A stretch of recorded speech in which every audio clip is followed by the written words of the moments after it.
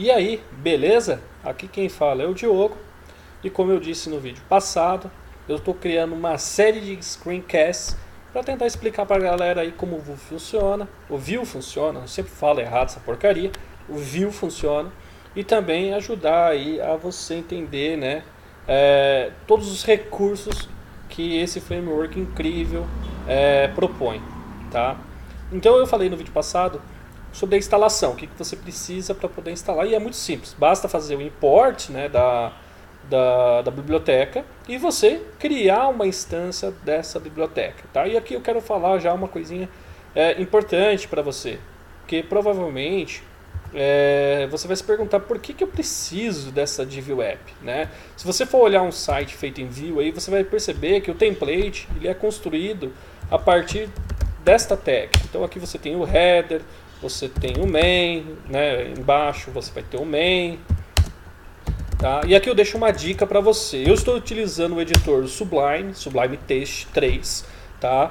Com a instalação de um plugin chamado Emmet e uma ferramenta, né, um plugin do Vue Syntax que me ajuda a escrever o código mais rápido e não precisar ficar digitando, tá? Então só para você entender o que esse plugin, o que o Emmet me ajuda. Em vez de eu ter que ficar digitando a chave e colocar aqui a palavra header, fechar, abrir e fechar de novo, basta eu colocar o nome da tag, tá? Dar um tab e ele já preenche para mim. Então fica aí como dica para você ver depois alguns vídeos a respeito do Sublime e entender os recursos que ele oferece.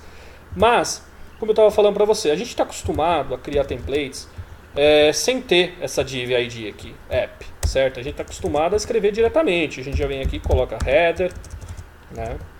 E vai colocando conteúdo. Ou se você trabalha com Bootstrap, você vai falar assim, eu começo com a class container,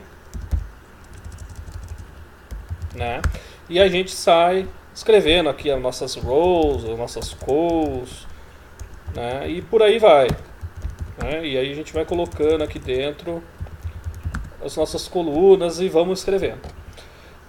Tá, a forma de fazer no Vue não é diferente. A única coisa é que você precisa envolver a tua aplicação com uma tag que permita o Vue entender que ele vai trabalhar em cima daqueles elementos. Tá? Então, por convenção, se você olhar na documentação, você vai perceber que eles trabalham sempre com uma div chamada app. Tá? E tudo que tiver dentro dessa div app vai ser controlada pelo Virtual DOM do Vue. Tá? Por que Virtual DOM?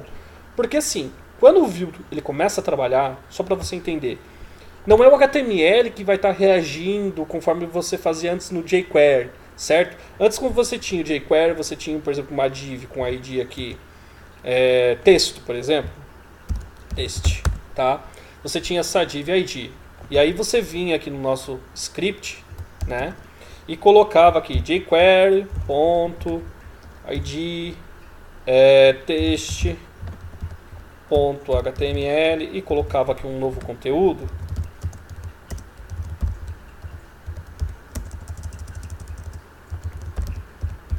Tá? Quando isso aqui era executado pelo browser, você estava manipulando diretamente essa div aqui. Tá? E isso em tempo de execução ali no próprio browser. Tá? Então a gente chama de o DOM mesmo, né? Você está fazendo alterações diretamente no DOM. E quando a gente tem uma página inteira, imagine isso numa página inteira, onde cada parágrafo que você tem dentro da sua página, você vai manipular via DOM, você sabe que você vai ter um problema de performance. Se você não sabe ainda, eu acho melhor você estudar e conhecer um pouco mais sobre o JavaScript e os impactos que ele tem sobre o DOM. Tá? Mas se você já está familiarizado, você vai entender que você sabe o impacto que isso causa. Então, para o Vue poder trabalhar, ele não trabalha diretamente do DOM. O que ele faz? Ele faz uma cópia desse HTML, de tudo isso aqui. Ele faz uma cópia, tá? E joga isso aqui dentro de um Virtual DOM. Seria uma pasta virtual. E quando há manipulações nos atributos, nos dados ou qualquer outra coisa, ele renderiza isso primeiramente no DOM, tá? No Virtual DOM, lá naquela pastinha virtual. E quando ele tiver tudo compilado, ou seja, ele já fez todos os tratamentos necessários, aí ele substitui o DOM do navegador com essa nova compilação. Isso faz com que o impacto de performance, de transformação do DOM original seja o mínimo possível, tá? Então, esse é o primeiro conceito que você deve ter. É por isso que quando a gente coloca aqui as diretivas do view, tá? Que é o message, tá? Isso aqui não é interpretado pelo DOM naturalmente, pelo navegador. Isso aqui para o browser é uma string irreconhecível, ele não vai entender. Se eu vou tirar aqui o trecho do Virtual DOM, da view, você vai ver que o script ele vai parar de funcionar, tá? Ele vai apresentar isso aqui como um formato texto aqui no browser, ó, tá vendo? Ele está apresentando isso, eu vou dar um Ctrl mais aqui, ele está apresentando isso como texto, tá?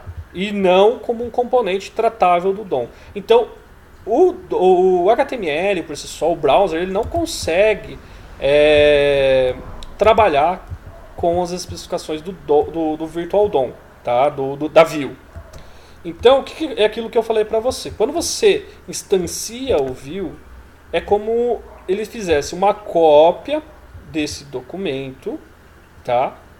E essa cópia vai ser trabalhada pela Vue.js, ou seja, ele vai interpolar, ele vai interpretar o que significa esse comando, vai fazer o parse, ou seja, substituir o que isso significa, essa propriedade pelo seu significado, ele vai substituir isso, vai ver o quanto que isso impacta no front-end visualmente e vai substituir e fazer a conversão.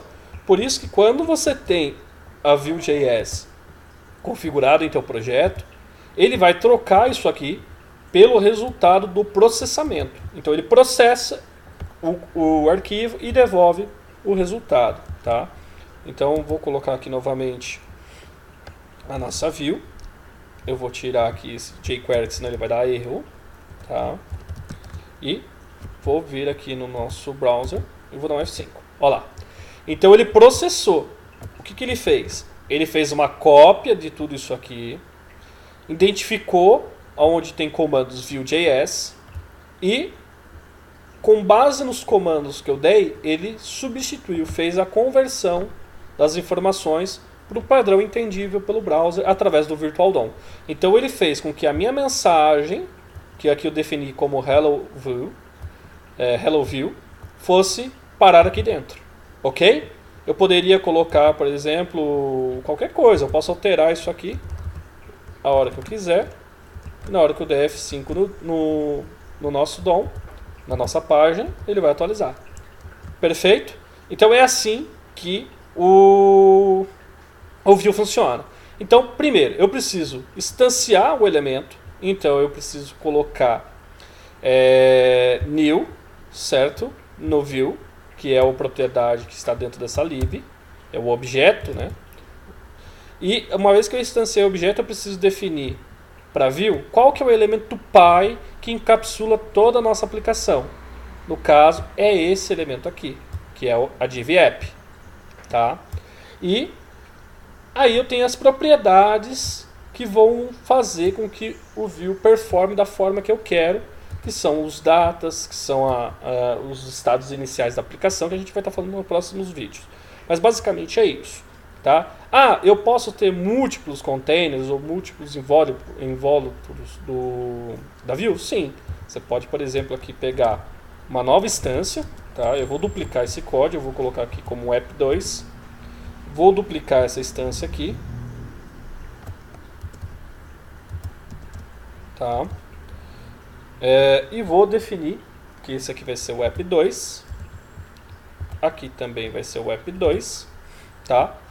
E aqui eu vou colocar que é Hello Vue 222, tá?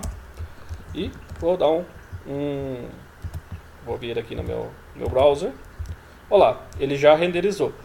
Então eu posso sim ter pedaços de componentes, posso dividir isso da maneira que eu quiser, embora não seja necessário. Se você uma vez desenvolver toda a sua aplicação dentro aqui dessa div app, o Vue vai ser capaz de renderizar toda a sua aplicação dentro de um único container. Você não precisa ficar criando subcontainers ou containers adicionais para áreas específicas do template.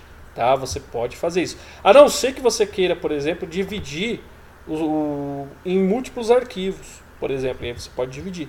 Mas não é essa necessidade. Tá ok? Então esse é o começo, né? A estruturação do primeiro elemento view.